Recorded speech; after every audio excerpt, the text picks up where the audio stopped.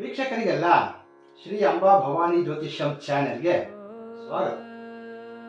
ಈ ದಿನ ಇಂದಿನ ಸಂಚಿಕೆಯಲ್ಲಿ ಇಬ್ಬರು ವ್ಯಕ್ತಿಗಳನ್ನ ಒಬ್ಬರಿಂದ ಒಬ್ಬರನ್ನು ದೂರ ಮಾಡುವಂತಹ ತಂತ್ರ ಪ್ರಯೋಗವನ್ನು ತಿಳಿಸಲಿದ್ದೇನೆ. ವೀಕ್ಷಕರೇ, ನಿಜ ಹೇಳಬೇಕೆಂದ್ರೆ ಇಬ್ಬರು ವ್ಯಕ್ತಿಗಳನ್ನ ಅಥವಾ ಇಬ್ಬರು ಪ್ರೇಮಿಗಳನ್ನ ಬೇರ್ಪಡಿಸುವಂತಹ ಕಾರ್ಯ ಮಹಾ ಪಾಪದ ಕಾರ್ಯವೇ ಸರಿ. ಆದರೆ ಕೆಲವು ಸಮಯ ಸಂದರ್ಭಗಳಲ್ಲಿ ಈ ತಂತ್ರ ಪ್ರಯೋಗವನ್ನು ಪ್ರಯೋಗಿಸಲೇಬೇಕಾದಂತಹ ಅನಿವಾರ್ಯ ಬರುತ್ತದೆ. ನನಗೆ ನನ್ನ ಚಾನೆಲ್ನಲ್ಲಿರ್ತಕ್ಕಂಥ ಅನೇಕ ವೀಕ್ಷಕರು, ನನ್ನ ಸೋದರ ಸೋದರಿಯರು ಕರೆ ಮಾಡಿ, ಗುರುಗಳೇ, ನಾನು ಅನೇಕ ವರ್ಷಗಳಿಂದ ಪ್ರೀತಿಸುತ್ತಿದ್ದಂತಹ ಪ್ರೇಮಿಯೊಂದಿಗೆ ಮೂರನೇ ವ್ಯಕ್ತಿಯ ಪ್ರವೇಶದಿಂದ ನನ್ನ ಪ್ರೀತಿಯಲ್ಲಿ ಮತ್ತು ನನ್ನ ಪ್ರೇಮಿಯೊಂದಿಗೆ ಸಮಸ್ಯೆಯಾಗುತ್ತಿದೆ. ನಮ್ಮಿಬ್ಬರ ನಡುವೆ ಬಂದಂತಹ ಆ ಮೂರನೇ ವ್ಯಕ್ತಿಯನ್ನು ದೂರ ಮಾಡುವಂತಹ ಯಾವುದಾದರೂ ತಂತ್ರವಿದ್ದರೆ ತಿಳಿಸಿರಿ ಎಂದು ಕೇಳಿರುತ್ತಾರೆ. ಹಾಗೆ ಅನೇಕ ತಾಯಂದಿರು ಕರೆ ಮಾಡಿ, ಗುರುಗಳೇ, ನಮ್ಮ ಮಕ್ಕಳು ದುಷ್ಟ ಸ್ನೇಹಿತರ ಸಹವಾಸವನ್ನು ಮಾಡಿ ದುಶ್ಚಟಗಳಿಗೆ ಬಲಿಯಾಗಿ ಹಿರಿಯರ ಮಾತನ್ನು ಕೇಳದೆ ಮನೆಯಲ್ಲಿ ಶಾಂತಿ ಎಂಬುದೇ ಇಲ್ಲ.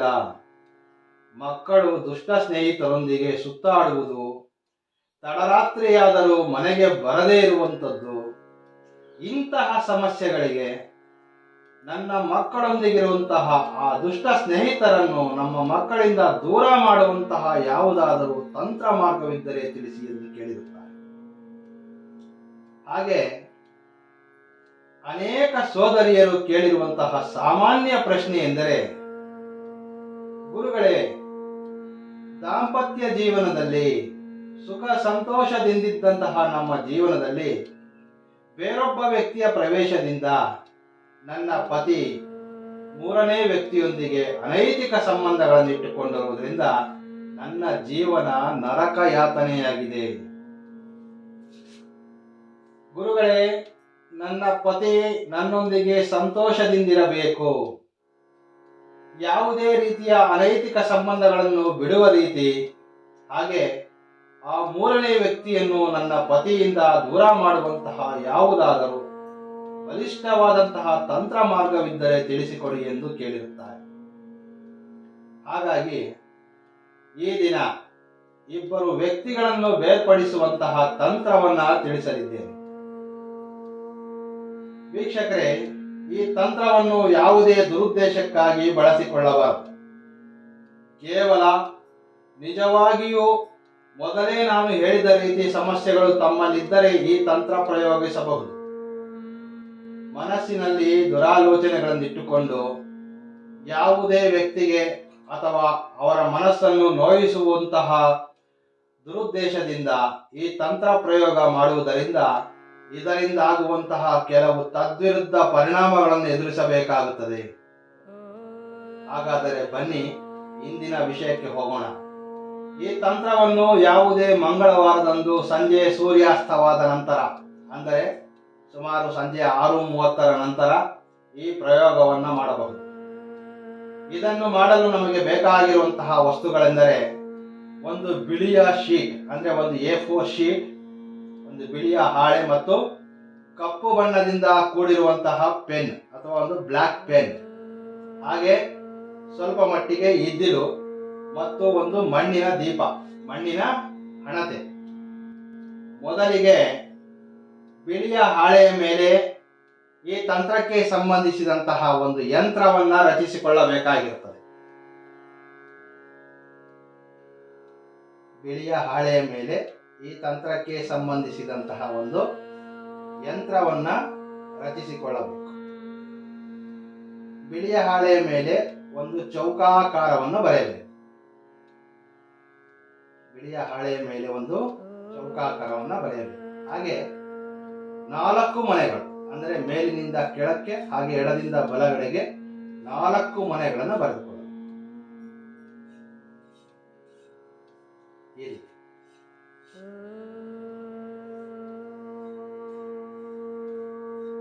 ಹಾಗೆ ಎಡದಿಂದ ಬಲಕ್ಕೂ ಸಹ 4 ಮನೆಗಳು ಬರುವ ರೀತಿ.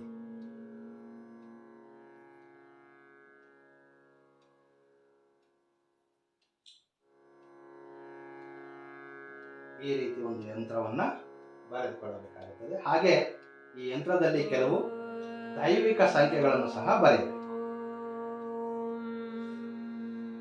ಯಂತ್ರದಲ್ಲಿ ದೈವಿಕ ಸಂಖ್ಯೆಗಳು ಕೆಲವನ್ನು ಬರೆಯಬೇಕಾಗಿರುತ್ತದೆ.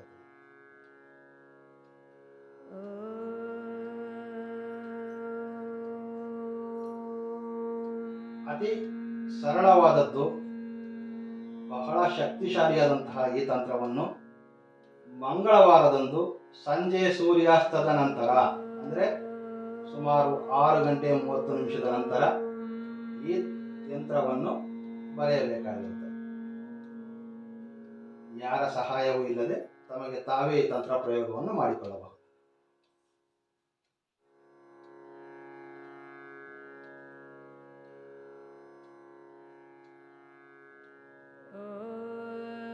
ವೀಕ್ಷಕರೇ, ನಾವು ತಿಳಿಸುವಂತಹ ಪ್ರತಿಯೊಂದು ತಂತ್ರವು ಸರಳ ಮಾದರಿಯಲ್ಲಿದ್ದು ತಾವು ಯಾರ ಸಹಾಯವೂ ಇಲ್ಲದೆ ಸ್ವತಃ ತಮ್ಮ ಕೈಗಳಿಂದಲೇ ಮಾಡಬಹುದಾಗಿರುತ್ತದೆ.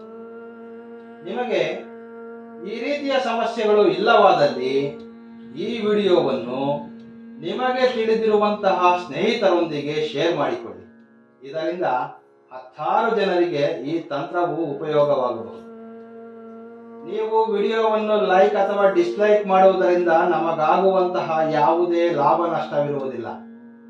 ಶೇರ್ ಮಾಡುವುದರಿಂದ 10 ಮಂದಿಗೆ ಇದರಿಂದ ಉಪಯೋಗವಾಗಬಹುದು. ಈ ಯಂತ್ರ ರಚನೆಗಾಗಿ ತಾವು ಯಾವುದೇ ಬ್ಲಾಕ್ ಪೆನ್, ಅಂದ್ರೆ ಕಪ್ಪು ಬಣ್ಣದಿಂದ ಕೂಡಿದಂತಹ ಪೆನ್ ಅನ್ನು ಬಳಸಬಹುದು. ಅಥವಾ ನಿಮಗೆ ಸಾಧ್ಯವಿದ್ದಲ್ಲಿ ಇದ್ದಿಲನ್ನು ಬಳಸಿ ಈ ಬಿಳಿಯ ಹಾಳೆಯ ಮೇಲೆ ಈ ಯಂತ್ರವನ್ನು ರಚಿಸಿ. ಇದ್ದಿಲಿನಿಂದ ಈ ಯಂತ್ರ ರಚನೆಯನ್ನು ಮಾಡಬೇಕು. ಇದ್ದಿಲು ನಿಮಗೆ ಸಿಗದೇ ಇದ್ದಂತಹ ಪಕ್ಷದಲ್ಲಿ ಕಪ್ಪು ಬಣ್ಣದಿಂದ ಕೂಡಿದಂತಹ ಅಂದ್ರೆ ಬ್ಲಾಕ್ ಪೆನ್ ಇಂದ ಈ ಯಂತ್ರ ರಚನೆಯನ್ನ ಮಾಡಬಹುದಾಗಿರುತ್ತದೆ. ಹಾಗೆ ಈ ಯಂತ್ರದಲ್ಲಿ ಬರೆದಂತಹ ದೈವಿಕ ಸಂಖ್ಯೆಗಳೆಂದರೆ 85, 65, 1, 45, 6, 23, 26, 15, 25, 8, 85, 11, 8, 83, 74 ಮತ್ತು 85 ಈ ರೀತಿಯ ಸಂಖ್ಯೆಗಳನ್ನು ಯಂತ್ರದ ಮಧ್ಯಭಾಗದಲ್ಲಿ ರಚಿಸಿಕೊಳ್ಳಬೇಕು. ನಂತರ ಯಂತ್ರದ ಎಡಬದಿಯಲ್ಲಿ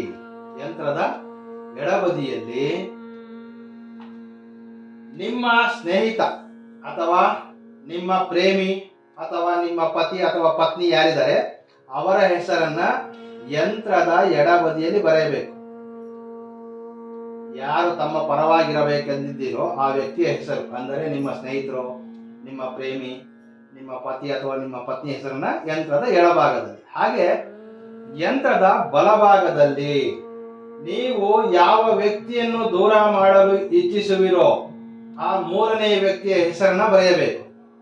ವೀಕ್ಷಕರೇ, ನಿಮ್ಮಿಬ್ಬರ ಮಧ್ಯೆ ಬಂದಿರುವಂತಹ 3ನೇ ವ್ಯಕ್ತಿಯ ಹೆಸರನ್ನ ಈ ಜಾಗದಲ್ಲಿ ಬರೆಯಬೇಕಾಗುತ್ತದೆ, ಅಂದ್ರೆ ಯಂತ್ರದ ಬಲಬದಿಯಲ್ಲಿ. ವೀಕ್ಷಕರೇ, ಅನೇಕರು ಕೇಳ್ತಾರೆ, ನಮ್ಮ ಇಬ್ಬರ ಮಧ್ಯೆ ಬಂದಿರುವಂತಹ ಆ 3ನೇ ವ್ಯಕ್ತಿಯ ಹೆಸರು ನಮಗೆ ತಿಳಿದಿಲ್ಲ, ಹಾಗಾದ್ರೆ ನಾವೇನ್ ಮಾಡಬೇಕು ಅಂದ್ರೆ ಈ ಸ್ಥಳದಲ್ಲಿ ತಾವು ಅಮುಕಸ್ಯ ಎಂದು ಬರೆಯಿರಿ. ಆ ವ್ಯಕ್ತಿಯ ಹೆಸರೇ ನಿಮಗೆ ತಿಳಿದಿಲ್ಲವಾದರೆ ಆ ಸ್ಥಳದಲ್ಲಿ ಅಮುಕಸ್ಯ ಎಂದು ಬರೆಯಿರಿ. ನಿಮ್ಮಿಬ್ಬರ ಜೀವನದಲ್ಲಿ ಮಧ್ಯೆ ಬಂದಂತಹ 3ನೇ ವ್ಯಕ್ತಿಯ ಹೆಸರು ನಿಮಗೆ ತಿಳಿದಿಲ್ಲದಿದ್ದಲ್ಲಿ ಅಮುಕಸ್ಯ ಎಂದು ಬರೆಯಬಹುದು. ಒಂದು ವೇಳೆ ಆ ವ್ಯಕ್ತಿಯ ಹೆಸರು ನಿಮಗೆ ತಿಳಿದಿದ್ದಲ್ಲಿ ಆ ವ್ಯಕ್ತಿಯ ಹೆಸರನ್ನು ಯಂತ್ರದ ಬಲಬದಿಯಲ್ಲಿ ಬರೆಯಬೇಕಾಗುತ್ತದೆ. ಯಂತ್ರದ ಎಡಬದಿಯಲ್ಲಿ ನಿಮ್ಮ ಪರವಾಗಿರುವಂತಹ ವ್ಯಕ್ತಿಯ ಹೆಸರು, ನಿಮ್ಮ ಪತಿ, ನಿಮ್ಮ ಸ್ನೇಹಿತ, ನಿಮ್ಮ ಪ್ರೇಮಿ ಯಾರಿದ್ದಾರೆ ಆ ವ್ಯಕ್ತಿಯ ಹೆಸರನ್ನು ಯಂತ್ರದ ಎಡಬದಿಯಲ್ಲಿ ಬರೆದಿರಬೇಕು. ವೀಕ್ಷಕರೇ, ಯಂತ್ರದಲ್ಲಿ ಸಂಖ್ಯೆಗಳು ಮತ್ತು ಹೆಸರುಗಳನ್ನು ಬರೆದುಕೊಂಡ ನಂತರ ಈ ಯಂತ್ರಕ್ಕೆ ಧೂಪ ದೀಪಗಳಿಂದ ಪೂಜಿಸಬೇಕು. ಯಂತ್ರವನ್ನು ಧೂಪ ದೀಪಗಳಿಂದ ಪೂಜಿಸಬೇಕು. ಹಾಗೆ ನಿಮ್ಮಿಬ್ಬರ ಮಧ್ಯೆ ಬಂದಿರುವಂತಹ ನೀವು ಬೇರ್ಪಡಿಸಬೇಕಾಗಿರ್ತಕ್ಕಂತಹ ವ್ಯಕ್ತಿಯನ್ನ ನೆನೆಯುತ್ತಾ ಆ ವ್ಯಕ್ತಿಯನ್ನು ಅಂದರೆ ನಿಮ್ಮಿಬ್ಬರ ಮಧ್ಯೆ ಬಂದಿರುವಂತಹ ಮೂರನೇ ವ್ಯಕ್ತಿಯನ್ನು ನೆನೆಯುತ್ತಾ ಈ ತಂತ್ರಕ್ಕೆ ಸಂಬಂಧಿಸಿದಂತಹ ಮಂತ್ರವನ್ನು ಜಪಿಸಬೇಕಾಗಿರುತ್ತದೆ. ಓಂ ನಮೋ ಭದ್ರಕಾಳಿಯೇ ನಮಃ ಆಗಚ್ಚ ಪಾಲಾಯಣ ದುರ್ಮಿಷ್ಠ ನೀರಾಯಣ ಫಟ್ ಸ್ವಾಹ. ಓಂ ನಮೋ ಭದ್ರಕಾಳಿಯೇ ನಮಃ ಆಗಚ್ಚ ಪಾಲಾಯಣ ದುರ್ಮಿಷ್ಠ ನೀರಾಯಣ ಫಟ್ ಸ್ವಾಹ. ಈ ಮಂತ್ರವನ್ನ ಯಂತ್ರದ ಸಮ್ಮುಖದಲ್ಲಿ ಕುಳಿತು ಈ ಮಂತ್ರವನ್ನ 116 ಬಾರಿ ಜಪಿಸಬೇಕು. ಯಂತ್ರದ ಸಮ್ಮುಖದಲ್ಲಿ ಮಂತ್ರ ಪಠಣೆ 116 ಬಾರಿ ಮಂತ್ರವನ್ನ ಜಪಿಸಬೇಕಾಗಿರುತ್ತದೆ. ಯಂತ್ರವನ್ನು ಧೂಪ ದೀಪಗಳಿಂದ ಪೂಜಿಸಿದ ನಂತರ 116 ಬಾರಿ ಮಂತ್ರ ಪಠಣೆ ಸಮಾಪ್ತಿಯಾದ ನಂತರ ವೀಕ್ಷಕರೇ ಈ ಯಂತ್ರವನ್ನು ಒಂದು ಚಿಕ್ಕದಾಗಿ ಫೋಲ್ಡ್ ಮಾಡಿಕೊಳ್ಳಬೇಕು. ನಾವು ಬರೆದಿರುವಂತಹ ಯಂತ್ರವನ್ನು ಬಿಳಿಯ ಹಾಳೆಯೊಂದಿಗೆ ಬರೆದಿರುವ ಯಂತ್ರವನ್ನ ಈ ರೀತಿ ಚಿಕ್ಕದಾಗಿ ಫೋಲ್ಡ್ ಮಾಡಿಕೊಳ್ಳಬೇಕು.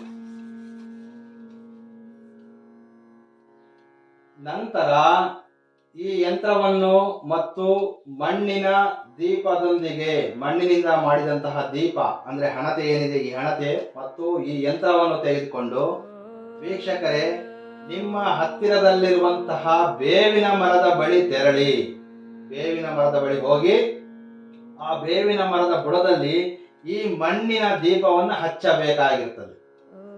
ವೀಕ್ಷಕರೇ ಮಣ್ಣಿನ ದೀಪವನ್ನು ಹಚ್ಚುವಾಗ ಬತ್ತಿಗಳನ್ನು 2 ಬಳಸಬೇಕು.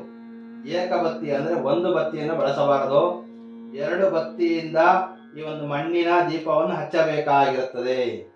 ಹಾಗೆ ಈ ದೀಪಕ್ಕೆ ಸಾಸಿವೆ ಎಣ್ಣೆ ಅಥವಾ ಬೇವಿನ ಎಣ್ಣೆಯನ್ನ ಬಳಸಬಹುದಾಗಿರುತ್ತದೆ. ಸಾಸಿವೆ ಎಣ್ಣೆ ಅಥವಾ ಬೇವಿನ ಎಣ್ಣೆಯನ್ನ ಈ ದೀಪಕ್ಕೆ ಬಳಸಬೇಕು. ಹಾಗೆ 2 ಬತ್ತಿಯೊಂದಿಗೆ ಈ ದೀಪವನ್ನ ಹಚ್ಚಬೇಕಾಗಿರುತ್ತದೆ. ದೀಪವನ್ನು ಬೇವಿನ ಮರದ ಬುಡದಲ್ಲಿ ಹಚ್ಚಿದ ನಂತರ ಈ ಯಂತ್ರವನ್ನು ಅಗ್ನಿ ಸ್ಪರ್ಶ ಮಾಡಬೇಕು. ಅಂದರೆ ಈ ಯಂತ್ರವನ್ನು ಈ ದೀಪದ ಸಹಾಯದಿಂದ ಸುಡಬೇಕಾಗಿರುತ್ತದೆ. ಅನೇಕರು ಕೇಳುತ್ತಾರೆ, ತಂತ್ರ ಮಾಡಿದ ನಂತರದ ದಿನ ಬೇವಿನ ಮರದ ಬಳಿ ಹೋಗಿ ಸುಡಬಹುದೇ ಎಂದು. ವೀಕ್ಷಕರೇ ಯಾವುದೇ ತಂತ್ರವನ್ನು ಮಾಡುವಾಗ ಅದರ ವಿಧಿ ವಿಧಾನಗಳನ್ನು ಅನುಸರಿಸಬೇಕೇ ಹೊರತು ಅದನ್ನು ನಮ್ಮ ಅನುಕೂಲಕ್ಕೆ ತಕ್ಕಂತೆ ಮಾಡುವಂತಿರುವುದಿಲ್ಲ. ಹಾಗಾಗಿ ಈ ತಂತ್ರ ಮಾಡಿದ ತಕ್ಷಣ ಈ ಮಣ್ಣಿನ ದೀಪ ಮತ್ತು ಈ ಯಂತ್ರವನ್ನು ತೆಗೆದುಕೊಂಡು ನಿಮ್ಮ ಹತ್ತಿರದ ಬೇವಿನ ಮರದ ಬುಡಕ್ಕೆ ಹೋಗಿ ಅಲ್ಲಿ ಈ ದೀಪವನ್ನು ಹಚ್ಚಿ ಈ ಯಂತ್ರವನ್ನು ಈ ದೀಪದ ಸಹಾಯದಿಂದ ಸುಡಬೇಕಾಗಿರುತ್ತದೆ. ಯಂತ್ರವನ್ನು ಸುಟ್ಟ ನಂತರ ಈ ದೀಪವನ್ನು ಅಲ್ಲಿಯೇ ಬಿಟ್ಟು ಹಿಂತಿರುಗಬೇಕಾಗಿರುತ್ತದೆ.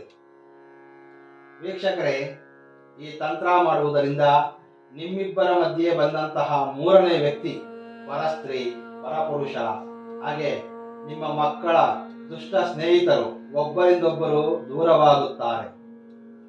ಮೊದಲೇ ಹೇಳಿದ ಹಾಗೆ ಈ ತಂತ್ರವನ್ನು ಯಾವುದೇ ದುರುದ್ದೇಶಕ್ಕಾಗಿ ಬಳಸಿಕೊಳ್ಳಬಾರದು. ವೀಕ್ಷಕರೇ ಈ ಮಾಹಿತಿ ಇಷ್ಟ ಆದಲ್ಲಿ ಲೈಕ್ ಮಾಡಿ, ನಿಮ್ಮ ಸ್ನೇಹಿತರೊಂದಿಗೆ ಈ ಮಾಹಿತಿಯನ್ನು ಶೇರ್ ಮಾಡಿಕೊಳ್ಳುವುದನ್ನು ಮರೆಯಬೇಡಿ. ಇನ್ನೂ ಹೆಚ್ಚಿನ ತಂತ್ರ ವಿದ್ಯೆಗಳ ಮಾಹಿತಿಗಾಗಿ ನಮ್ಮ ಚಾನೆಲ್ ಸಬ್ಸ್ಕ್ರೈಬ್ ಮಾಡಿಕೊಳ್ಳಿ, ಹಾಗೆ ಬೆಲ್ ಐಕಾನ್ ಆಕ್ಟಿವೇಟ್ ಮಾಡಿಕೊಳ್ಳಿ. ನಮಸ್ಕಾರ. ಸರ್ವೇ ಜನೋ ಸುಖಿನೋ ಭವಂತು.